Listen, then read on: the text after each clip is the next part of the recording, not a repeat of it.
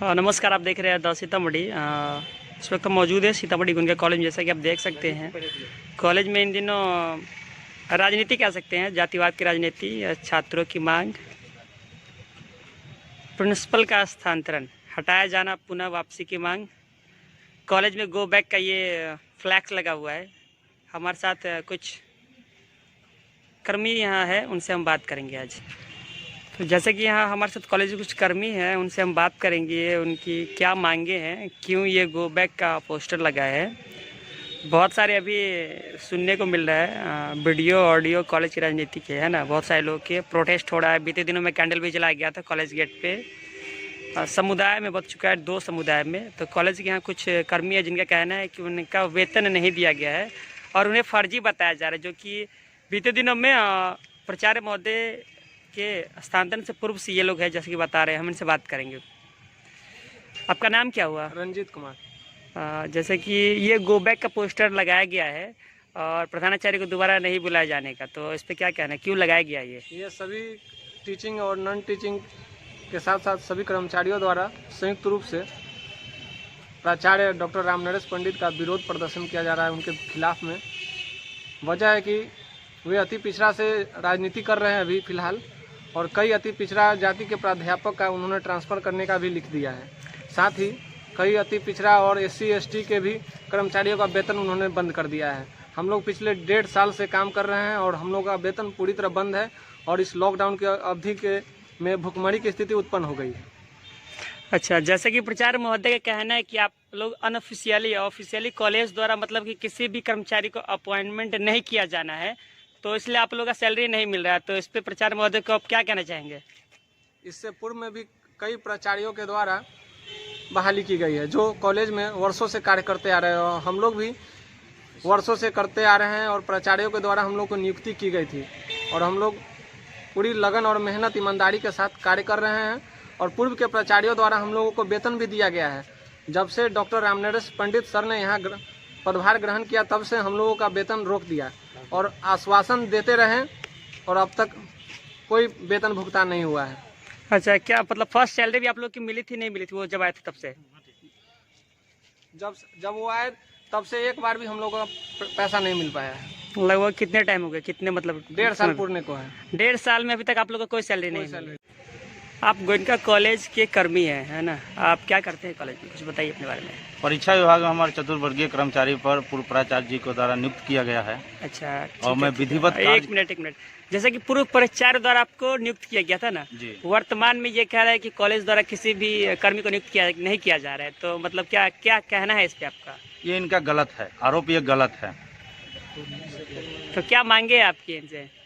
हमारी मांगी है कि जैसे पूर्व में प्राचार्यों के द्वारा स्थानीय स्तर पर यहाँ पर नियुक्त किए गए बहुत सारे कर्मचारी हैं जिनको यह वेतन भुगतान कर रहे हैं, उसी तरह हम लोगों को भी पूर्व प्राचार्य जी के द्वारा ही नियुक्ति किया गया है, और मेरा वेतन भी मिलता रहा, हम लोगों का वेतन भी मिलते आ रहा है। लेकिन ये जब से आए हैं प्राचार्य साहब, उस दिन के बाद हमको लोग जब वेतन मांगने के लिए गए उनके यहाँ, तो बोलते हैं कि तुम लोग कार्य करते रहो, है ना, कि तुम लोगों का भी वेतन भुगतान कर देंगे, कि अभी बैंक में पैसा उतना नहीं है कि बैंक में आता है पैसा तो भुगतान कर देंगे। इस आश्वासन पर हम लोग तो कुल मिलाकर आपका कहना है कि आपको आश्वासन दिया जा रहा है और आपका समय जा रहा है, कि मतलब कितने दिनों से आश्वासन दे रहे हैं? 18 महीना से ये आश्वासन देते आ रहे हैं, आज कर देंगे कल कर, जबकि सरकार के द्वारा ये लॉकडाउन में कहा भी गया है कि किसी भी स्तर से बहाल कोई भी कर्मी को वेतन नहीं रोकना है, चाहे वो संगठित क्षेत्र हो या असंगठित क्षेत्र हो। फिर भी प्राचार्य के द्वारा ये आरोप लगा करके कि हम लोग गलत है, ये उनका आरोप पूरी गलत है। अच्छा, तो इसीलिए आप लोग ये फ्लैक्स लगा रखे हैं कि गो बैक प्रिंसिपल सर, है ना, दोबारा नहीं आने देना चाहते हैं, यही कारण है जी। उसमें तो बहुत सारे कारण कुछ और यहाँ कर्मी है, उनसे हम बात करेंगे। जैसे कि आप कह रहे हैं कुछ और कारण है, ये गो बैक का नारा लगाया गया, आप लोग का सैलरी नहीं मिल रहा बीते दिनों से, और लॉकडाउन में जैसे कि ये भी कहा गया था कर्मी जो भी है मतलब पूरा पहले बनाए गए थे, और ये कह रहे हैं कि अपॉइंटमेंट नहीं किया जाना चाहिए, फिर भी मतलब आप लोग कह रहे हैं कि उनसे पहले से हैं। क्या कारण है ये मतलब गो बैक का? वो बैक का कारण है कि उनका ट्रांसफ़र हो गया था। इसके बाद वो हाई कोर्ट चले गए, हाई कोर्ट केस किए, वहाँ से स्टे हो गया, वहाँ से आए।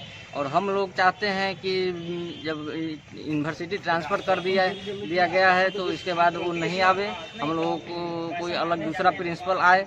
हम लोग इनके आवर में बहुत ही क्या कहते हैं प्रॉब्लम उनके आवर में हुआ है। हम लोगों को कोई पेमेंट नहीं दिया गया है। हम लोगों को काम के लिए सुबह 10 बजे से 4 बजे, 5 बजे, 6 बजे तक काम के लिया जाता था, लेकिन पेमेंट मांगने पर बोला जाता था कि ठीक है बेटा कर देंगे, रुक जाओ, कुछ दिन रुक जाओ, जल्दी हो जाएगा। लेकिन अभी तक कुछ ऐसा हुआ मतलब नहीं। का नाम क्या हुआ? शादाब हुमायूं। कॉलेज के जैसे कि आप कर्मचारी बता रहे हैं और कर्मचारी आप प्रोटेस्ट कर रहे हैं कि भाई आपको सैलरी नहीं मिल रही है, ठीक है। और सुनने में आया कि बीते दिनों में कुछ कर्मचारियों को मतलब कि पेमेंट किया गया है कॉलेज के द्वारा, ठीक है। और आप भी कर्मी हैं, जैसे कि आप बता रहे कि आपको पेमेंट नहीं किया गया है और आपको फर्जी बताया जा रहा है कि कॉलेज किसी भी को अपॉइंटमेंट नहीं करती, इसलिए आपका सैलरी रोका गया है। तो इस पर आप क्या कहना चाहेंगे? कहना यही है कि जो पूर्व प्राचार्य द्वारा हम 14 का जो है बहाली ये किया गया 16/7 ये 2018 को, हम लोगों को 6 माह का तनख्वाह भी उनके रीज़न में मिला, सैलरी मिला।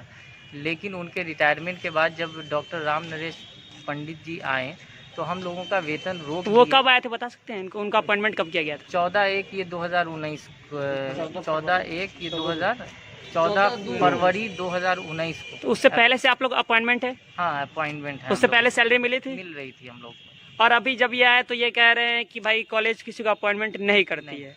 जितना भी एग्जामिनेशन फॉर्म ये भराता है उनके ही ये कलम से जो है हम लोग ये ड्यूटी भी किए हैं, एग्ज़ाम ये ड्यूटी भी किए हैं, एग्ज़ाम में इन्विजिलेशन का भी काम हम लोग किए हैं। जब स्टाफ नहीं रहने पे हम लोगों से काम लिया गया है।